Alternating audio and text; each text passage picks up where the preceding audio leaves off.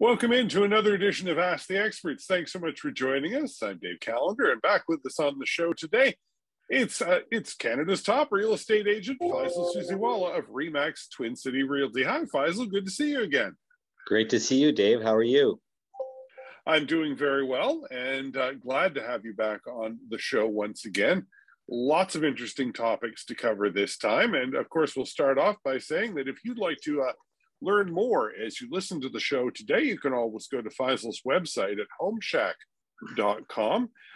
You can also call him at 519-624-5555.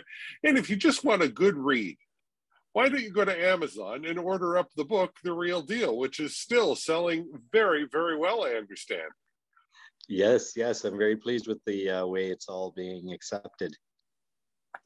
Well, we'll talk a little bit more about that later on in the show. But as we usually do, let's start things off by just talking about how the market is looking this fall. Well, we've come out of a very, very vibrant market. The spring and summer, as we've talked about, has been record-breaking. We're up 26% over last year in some areas, depending on the home. Our average price point on a single detached home is close to $1 million in the region, which is unbelievable. If someone would have told me that a few years ago, I would have said that's going to take years to get to, but here we are, almost doubled over the last 5 years on property values. So very vibrant market. Certainly a lot of demand still exists. As we come into the fall, we're finding fewer multiple offers happening. So it's a good opportunity for the buyers to really look at what the inventory is. And this may be actually a good time throughout, October, November, and December to really look at the homes that are on the market. Because remember, the homes that come onto the market this time of year are typically motivated sellers. They're not just looking at, let's see how the market does, because there's some sort of need for them to sell if they're putting their house on the market in this season, especially with winter coming. And typically we find the rise in the market through the spring market, which is March, April, May, and right through to June. So demand is still very high. Inventory is low. However, the multiple offers have declined. We're seeing maybe 3 to 5 offers coming in on properties as opposed to 8, 10, 12 offers that we've been used to throughout the summer. Let's move on to our next topic then. I know that you wanted to discuss the Canada Mortgage and Housing changes that are coming up. What are the changes that are coming along? Well, there's a few changes in principle here. So there's been a lot of backpedaling that CMHC has had to do because they realized that the moves they made back in July of 2020, so a year ago from this July, really didn't help them. In fact, they lost a lot of market share. People were looking at alternate means of financing. So what had happened was the original, if you go back 2018, 2019, the credit score requirement was 620. Then they said, oh, this is not good. We want to increase people's credit scores qualifying to 680. When they increased to 680, those who were hovering around that 620 or 650 credit score were simply not qualifying for a Canada Mortgage Housing Corporation mortgage. So to explain what a CMHC mortgage is, if you are putting less than 20% down, the government of Canada steps in and says, okay, we'll insure your mortgage. We'll charge you a hefty premium. Up to 4% of the value of that mortgage is a premium that is tacked onto your mortgage. So to give you an example, if you are purchasing a home with 5% down and your mortgage is $500,000, you could be looking at a $20,000 premium attached, $20,000 premium attached to that mortgage. So your actual mortgage is now $520,000. Now remember, you put 5% down, so your mortgage should have been $475,000, but instead of that, it goes the other way. So these premiums stopped coming in, and the government lost a lot of revenue in premiums because they're now no longer insuring these mortgages because they've made it very tough. They also raised the qualifying bar and said that no more than 32% or 34% of your total income can go towards your debt service. So there's GDS, which is gross debt service, and then there's TDS, which is total debt service. Now, the GDS part is your principal, interest, and taxes. So they're saying, okay, well, if you're making $100,000, you're limited to $34,000 of that going towards principal, interest, and taxes.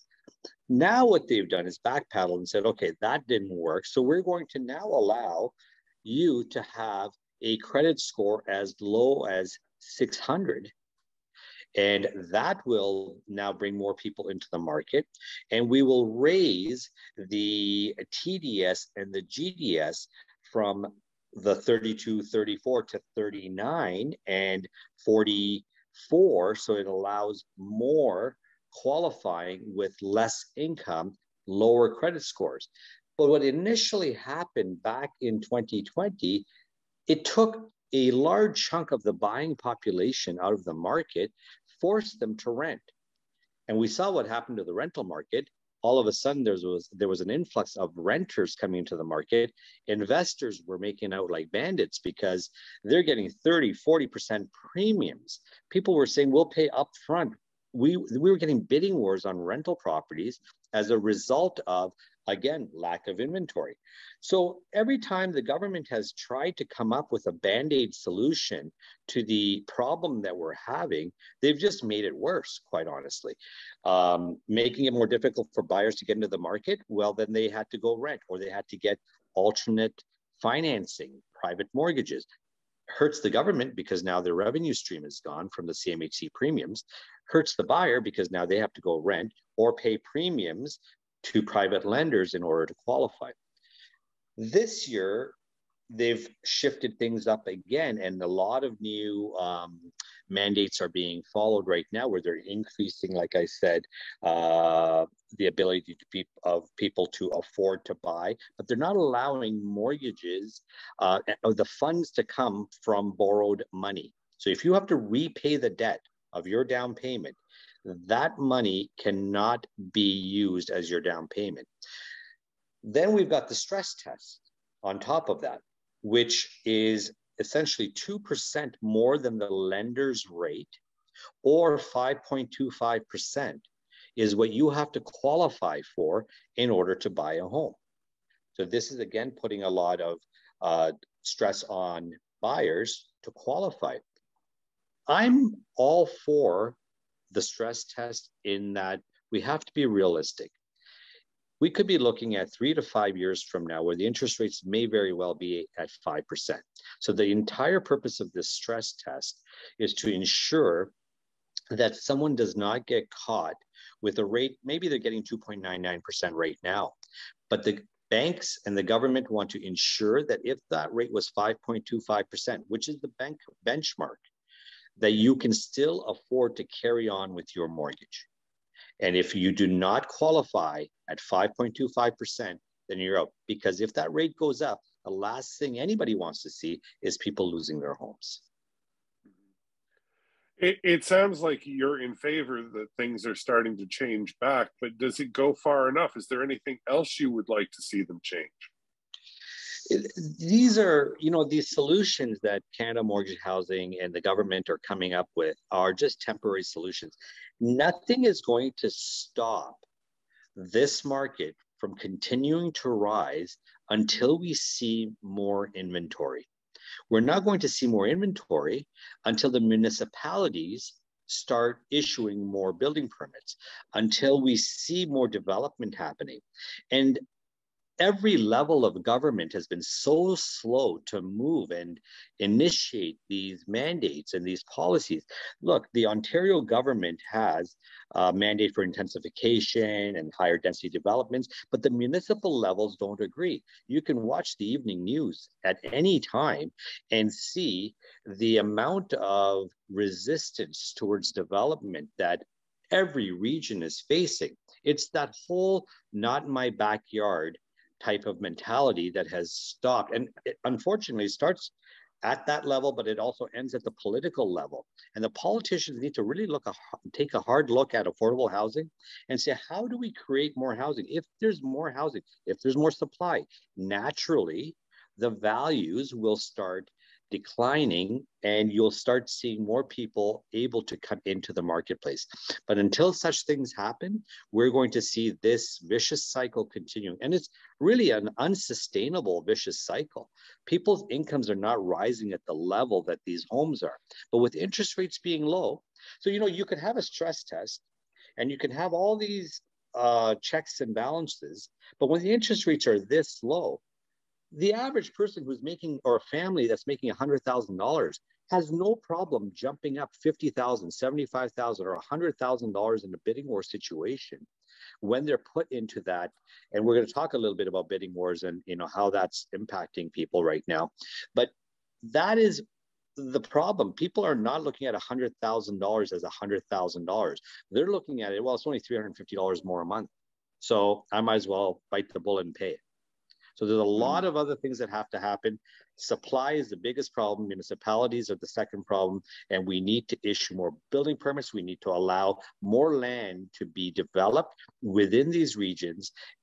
And until that happens, we're going to have this problem. Welcome back to the show. Thanks so much for joining us today. Faisal Susiwala is my guest today. Faisal is Canada's top real estate agent with RE/MAX Twin City Realty and the author of The Real Deal, now available at Amazon.ca. You can learn more at homeshack.com or by calling them at 519-624-5555. So I don't think anyone will miss the fact that we recently had an election. A lot of people of the opinion that it wasn't really a necessary election, but we had it, it's done. Now that it's over, what can we expect to see in the real estate world, Faisal? Well, we're going to see all those promises fulfilled, obviously. That's going to be the first thing we're going to see, right? But what were those promises? Promises were affordable housing. But there was a lot of chatter and a lot of information that was coming out, whether it's real or not, it's to be determined. And so first off, I hope that the affordable housing and the aid that is supposed to be there for people to get into the housing market will actually come through. And look, if we see the loosening of some rules, I think it will allow more people to come into the marketplace. But again, as we said earlier before the break, that unless and until we see more inventory and more building permits being issued, more development happening, this is not a problem that's going to go away, especially with the amount of immigration that we're expecting to come in and the backlog of that. When 400,000 new immigrants come into Canada and 50% of that population is expected to come into Ontario, majority of which lands into Toronto and then disperses an hour to an hour and a half from that area, where are all of these people going to live? That's what's going to continue driving this market extremely, extremely hard. But the promises that were made, let's see what happens. What my concern is some of the whispers that we heard, one of which was capital gains tax on principal residence. That's a huge concern to me, and it should be a huge concern to everyone. In fact, if that actually comes to pass, just think about the impact and how is that going to roll out? Is it going to be capital gains on the value of your home from the date you bought it? Or is it going to be capital gains assessed on you from the date that this new rule is implemented? And you got to remember that the money that you spent to buy your principal residence was used after taxes were paid on that money. So now you've already paid tax on that money before you buy your principal residence because it wasn't a business that you were buying and you can't use corporate money to buy your principal residence. Now you're going to sell your principal residence that you paid with after-tax money and get taxed on it again. And if you recall, about 3 or 4 years ago, there was reporting starting to be required when you disposed of any real estate, including your principal residence. That never used to happen before. So now on your income tax filing, every time you sell your principal residence, you're letting the government know what your home sold for and how much it sold for. And that is being reported. And when that came into play, I think it was 2016 or 2017, I said right there and then that this is data that's being collected to see what kind of profits and what kind of gains people are realizing in order to assess if there's some tax money to be recovered. Look, we've been spending money like drunken sailors right now, and that recovery has to happen. And they're going to look at whatever possibilities there are to get some of this money back. The real estate market has done very, very well. And as a result of that, that seems to be an opportunity for the government to get their hands in there and take a piece of that pie as well and recover some of this funds. So my concern is, look, if that's going to happen, at the very least, the fair way to do it is to have a valuation as at the date that this new tax is implemented, but not going back to when you originally bought your home. If you lived in your home for 30 or 40 years, you could be looking at a massive amount of tax liability if it goes back to that. This is all unclear. I know it's been denied, but there's a lot of chatter about it. And I hope that it is just rumors and it's not going to actually be implemented. The other tax that we've heard about is wealth tax. Again, a very concerning tax because this is your net worth, your real estate, your stock portfolio, your RSPs, whatever you've got that creates your net worth. Is that something that we would be comfortable having taxed? Again, majority of that money has been realized after tax dollars. So how can there be a justification for that? But as we know, these things happen and we have to just deal with it when it does happen. If you were to take a guess and look into your crystal ball, Faisal, how likely do you think that that sort of tax coming into effect will be? I think that the capital gains tax, some format of it is coming. The US has capital gains tax on principal residence. When you dispose of your principal residence, you pay capital gains tax. However, the difference there is that you get to write off the mortgage expense and the cost of operation of that asset. So there is a balance. So I cannot imagine that the government would say, hey, if you bought your house in 1991 for $215,000 and it's worth $1 million today, we're going to tax you on, $785,000. I can't imagine that happening. What I can imagine is they'll say, okay, January 1st, 2022, state the value, have an appraisal on the value of your home. Whatever that is, you're going to have to put that on your tax return. And whenever you sell your property, that moment moving forward, you're going to get taxed on that dollar. And that's, again, not as bad as the other scenario, but I still feel it's extremely unfair for principal residences to be taxed, especially if we haven't had the opportunity to write off our expenses, including our mortgages. Do you think that that's going to result in people just staying in their homes forever and never selling? Yes, and guess what that's going to do? Create a housing shortage. So this is it. This is exactly what my point is, that all of these Band-Aid solutions, like I really think the government needs to have a task force of intelligent people who are at the ground level doing this day in and day out and saying, okay, what challenges are you facing? How can we help alleviate some of this? And what needs to be done? And it just seems that it's a sort of top to bottom sort of a process, as opposed to looking at what's happening in the trenches and then coming up with a solution after that. And your prediction for the wealth tax, how likely is that?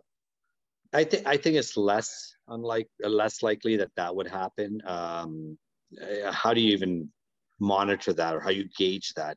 And just the administration of that would be a nightmare, in my opinion. Well, one other thing that was hinted at, and we've talked about it on the show before, is the elimination of blind bidding as well. We have to take a short break, but when we come back, though, we'll definitely get into that topic because it's really a big one, and one that I know you want to discuss. My guest is Faisal Susiwala of RE/MAX Twin City Realty, online at homeshack.com, easy to remember, or give him a call at 519-624-5555. And if you want to learn even more about the man, go to amazon.ca and take a look for his book, The Real Deal. We'll take another short break, but we'll be back very shortly with more of Ask the Experts here on City News 570. For joining us today on Ask the Experts, my guest is Faisal Susiwala, Canada's top real estate agent with RE/MAX Twin City Realty. His website, you'll find it at homeshack.com, or you can call him at 519-624-5555. 5555. Just before the break, if you've just joined us, we were talking about some of the things that we can expect in the real estate world now that the election is over, some of the things that are likely to happen, not so likely. In past shows, we talked about the idea of eliminating blind bidding. How much closer are we to that happening?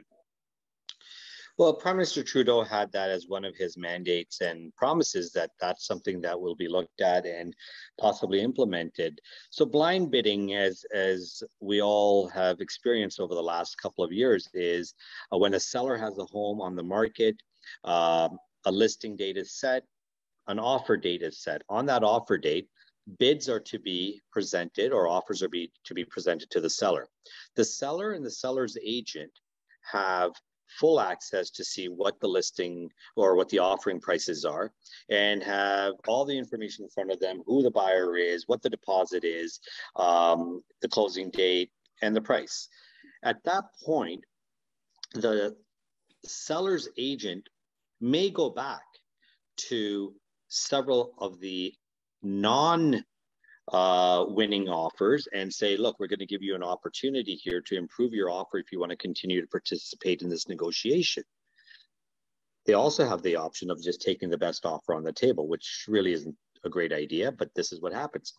The risk to the buyer is that the buyer has no idea what the best offer on the table is.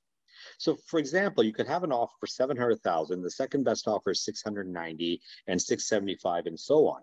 The $700,000 may be an acceptable offer to you as a seller, but as an agent, it's my responsibility to you as a seller to see if I can do even better than the best offer that's on the table. So what do? I go back to all of the other buyers and say, I'm going to give you another shot to do better, but I don't touch the best offer on the table, because that one we know is the best and we may just actually accept it if nobody improves. But let's just say that the person that was at 690 comes in at 710. Then you go back to the 700 and say, hey, do you want to do any better? Now, you can't tell them what the other offer is or how much they need to improve. You're just going to say, in order for you to participate in this negotiation, you'll have to improve your offer. Otherwise, we're going to move forward with another offer. And this type of thing can go on for, quite some time until everybody walks away from the table and you're sitting there with the best offer. And there's some strategies and techniques that we as realtors use to ensure that we don't lose the best offer on the table. So you don't send all the offers back. And I'm shocked when I do hear that agents do that, but that's what we do. So now this is where the best offer may be 50, 60, 70, or $100,000 higher than the second best offer. They'll never know. But this is what happens, and this is the aspect of blind bidding. So what's being proposed is transparency, that all offers should be known. Basically, let's call it a live auction. Everybody knows what everybody's bidding. If you want to win that offer, you just bid up by another $1,000. So it allows you not to overpay in principle. But what we're not taking into account here is the impulsiveness and the emotion and that need to win that happens. Now, Australia has open bidding. It's basically a live auction outside of the home. Now, you can imagine how high the emotions must run. And it doesn't matter. You could go to an auction to buy a vehicle or farm equipment or whatever you're buying. Sometimes it gets lost that you're buying that product or that item, and it becomes about winning. And there's a lot of impulsive decisions that happen when you just want to win. In blind bidding, the value, in my opinion, to a buyer is that there's some thoughtfulness there. You have the opportunity to see the home. You go home, you think about it, you talk to your family, you advise your agent what your maximum is. This is what you want to submit. Yes, you may or may not get a second chance to improve your offer, but you're going to have a thought process, and you're not really in that position where, I got to win, I got to beat this other person. And there is that pause that you have. Whereas in a live situation, I think that's going to be missed. And where does it end? Where does that end? Like, that, can it just keep going? Is there going to be a cutoff time? It's not so much a silent auction, because it's going to be live, like an auction. And this is where I think that the government may think that that's a better option to go with, But I would argue that the blind bidding still allows a thoughtful process to occur. And there's a lot of pause before you make that decision. And there's time to make that decision as opposed to being impulsive in the moment and getting caught up. And it's too late afterwards because you can't back out because those deposits are held in trust in advance. So once you've raised your hand and said, I'm buying it, and the hammer goes down, you've purchased that property. I certainly get what you mean, because just buying nonsense on eBay, I certainly have gotten, like, you get into it at the last minute. It's like, I'm going to go even higher just so I can win. I can only imagine what that would be like for something as high value as a home. Now, you say that that is the situation in Australia. Does it work for them? It does, but it gets out of hand. It's out of control. And this is where I think that, monitor, like learn from the successes of others and learn from the failures of others. And I don't believe that that's a successful model. I watch some of these auctions. I can't believe the amount of money and where it starts, what the expectation was, and where it actually ends up. So how close are we to actually adopting the elimination of blind bidding, and how soon might we see that happen? Well, Prime Minister Trudeau has that as one of his election mandates, right? So let's see where it goes. Was it a promise? Was it just a platform to run by because that was hot in the topics right now? I don't know. I do think that there's a hybrid solution to it. I don't know what that would be, but I don't believe that just eliminating blind bidding is the right thing to do. Not at this point. And as much as buyers think that that's going to work in their favor, I think it could really go against them as well, because those emotions will run very, very high. I've been at car auctions where I know I'm overpaying, but again, it's that desire to win that makes you raise your hand. Moving on to our next topic, I know you wanted to talk a little bit about, sort of discuss full commission versus some of the discount brokers we're seeing out there. And in preparation for the show, you sent me a link to a marketplace investigation that the CBC did. And I was kind of shocked by what I saw. Why don't you tell us a bit about that investigation? So that investigation really revolved around the tactics that realtors will use in order to avoid selling properties that are giving them less commission than they would normally get in a traditional sale. So a discount brokerage is one which may be a mere posting on MLS. So they charge you a flat fee, they put it on MLS, they leave it up to the seller to arrange the viewings, arrange the open houses, arrange the offer documents. So everything is basically a private transaction. It's almost the same as going to the hardware store and buying a for sale sign and putting it on your front lawn with your phone number on it and having people call it. Look, there are markets in which that may very well work.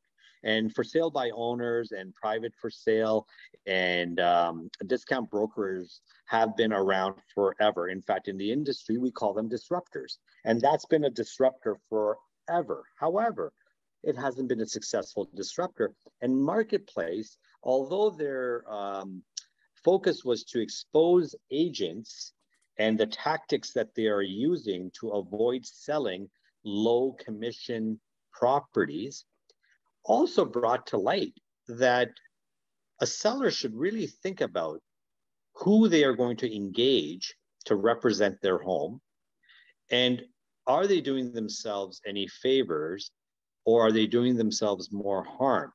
Yes, on the onset, it may appear that you're going to save 5%. But it's great to save 5%, but have you left $100,000 on the table? Because regardless of the techniques or the tactics that people or agents may have used to avoid selling that home, the home did not sell.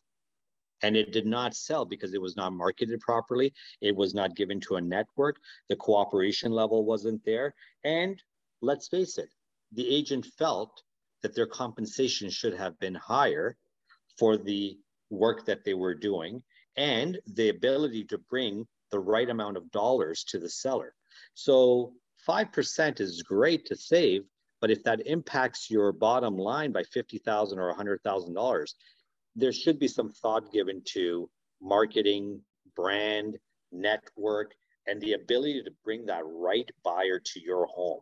And that's where realtors come into play. And I'm not advocating for, hey, don't try to save a dollar. I'm just saying, give it a second thought and really know who you are actually engaged with to represent you. Because if you're not getting the right guidance, and it could be something as simple as missing something on a form that could cost you thousands of dollars. So there's two ways of looking at that. And Marketplace certainly did a great job in exposing all of the negative tactics that realtors will use, but it's something for sellers to really consider. That are you going to be a victim of those tactics, and what is the benefit cost-wise to go with a discount broker or for sale by owner company as opposed to using a qualified realtor to represent you?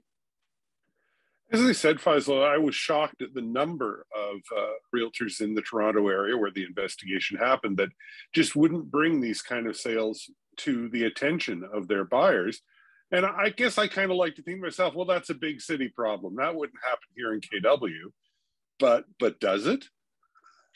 Well, I can't say that it does or doesn't, but what I can say is that those properties were perhaps not exposed properly to the right agents.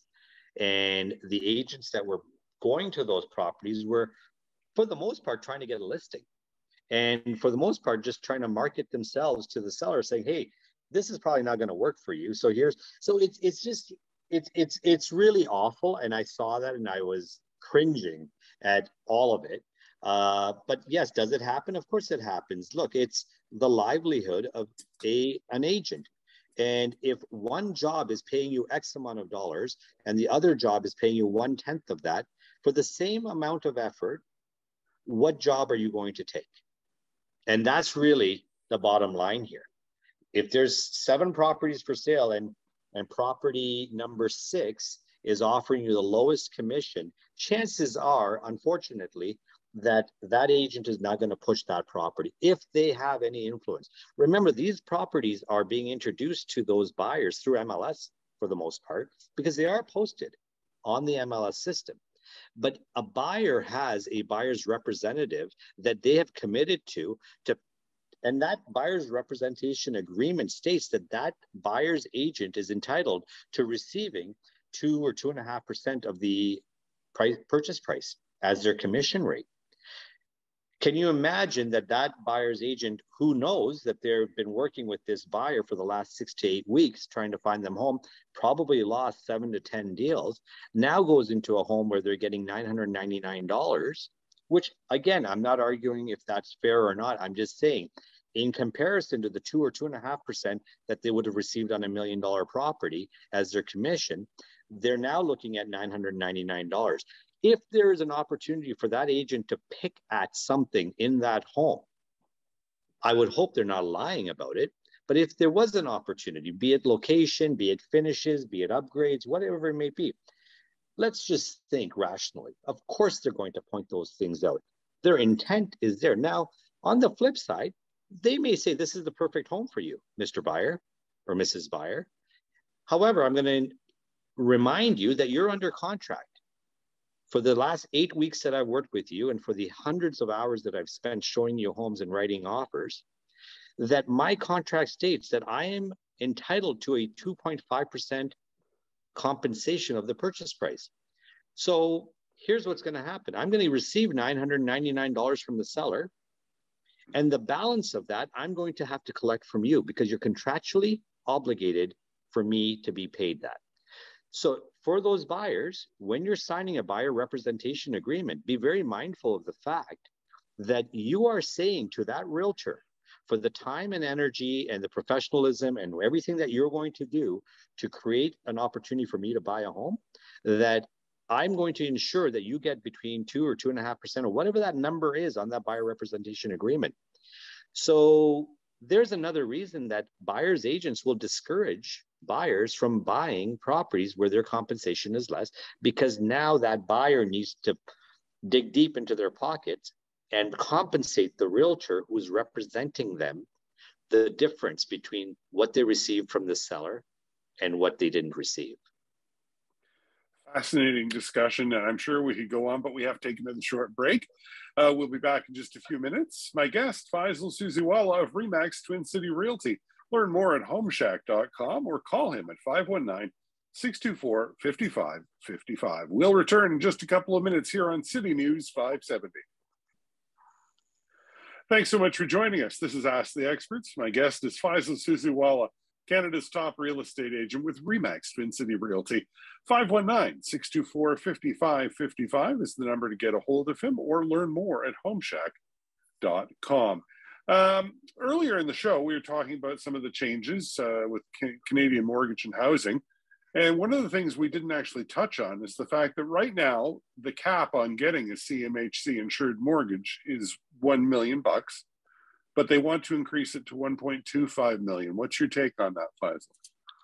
Yeah, that's a great point. So again, the Band-Aid solutions that we're seeing the government come up with, and thinking that that's going to be the solution to getting people into housing and controlling the real estate market, I think this is another one of those things that's going to backfire and is only going to cause prices to increase.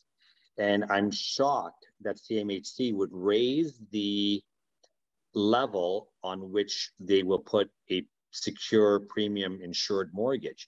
So right now, you can you can purchase up to $1 million, and CMHC will provide a insured mortgage on that. You'll pay a premium, but you could get up to $1 million insured through a CMHC. First $500,000, you have to put 5% down. The balance, the next 500,000, you have to put at least 10% down, and that is up to $1 million. Now, if you buy a home for 1.1 million, as the rules start right now, they will not insure that mortgage. You will have to come up with that $100,000 on your own. So the cap is being increased to 1,250,000. Now, as a realtor, when I approach a seller and I feel that the house is probably worth somewhere around $1,020,000, $1,025,000, or $1 million, I will most likely list that home for $999,000. I'll hold off on offers for a week and see what kind of bids we get, and then we'll see. But what I'm doing is I'm opening up to an audience, a larger pool of buyers, because it's $999, they know that they can get up to $1 million insured mortgage. I have more buyers looking at that property because that's the cap. Now, what do you think is going to happen when the cap is $1,250,000? Naturally, I'm going to be in a position now to increase my list price to perhaps $1.1 or $1.2 million, because I have a larger pool of buyers that can afford to buy that home, because now they can get insured on a purchase price of $1,250,000. It makes absolutely no sense to me that the government would want to increase the CMHC cap to $1,250,000 as a solution to allow more people to buy homes. What's going to happen? It is going to help the people that were getting $1 million for their home get more money. And that is absolutely 100% my belief that next year we will see an increase in homes that were hovering around $1 million. They'll jump probably 10 to 15% as a result of the CMHC fault, Band-Aid solution that's not going to work. All right. And I'm sad to say you're probably right. I can see the logic in that. Since we're already talking about what's going to be happening into the spring of next year, let's take a look at what you think the market is going to look like as we head into 2022. Well, I'm very, very positive on the market. I think that the interest rates are going to remain somewhat around where we are. It might go up, a 0.25% or so. Again, nothing damaging to the market. Supply is going to remain very low. Demand is going to be unlike anything we have ever seen before. In fact, I've been advising my sellers who are thinking about putting their home on the market in November or December to wait until March, April, May, because I truly believe from a seller's perspective that they're going to see probably another 7 to 10% increase coming into the spring. And by that, I also want to speak to the buyers. If we're expecting an increase in March, April, May of another 10%, buyers should be out right now looking at what's available and snatching up anything they can. What we may feel is extremely overpriced today, or it's way too much to pay for a home today, we're going to be looking back next year, May, June, saying, wow, that was a pretty good deal. So be mindful of what's happening in the marketplace, because the fundamentals haven't changed. Supply is going to continue to decline. Demand is going to continue to increase.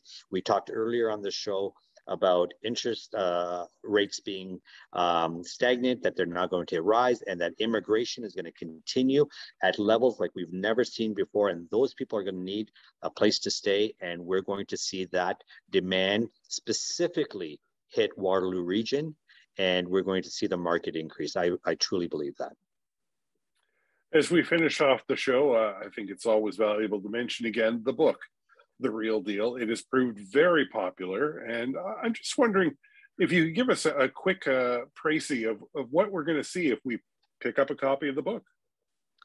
Thanks for mentioning that. Yeah, so that book was written early on in the COVID months, and it's basically a journal and the journey of my life, starting out as an 18-year-old high school student that wanted to become a real estate agent. And I sort of chronicle what the challenges were, what the struggles were. So I really wanted to write that book as an inspiration to a lot of young people who feel that they're lost and they're not fitting into that lane of going to university, becoming a doctor, lawyer, or engineer, that there's other hope, there's other options, and there's other things to look at, that as long as you're doing something that makes you happy and that you enjoy doing, you could succeed. And in addition to that, I also talk a lot about real estate strategies for colleagues, people who are in the business. I often get asked, what have you done in your life to help you reach some success? And I like to share that.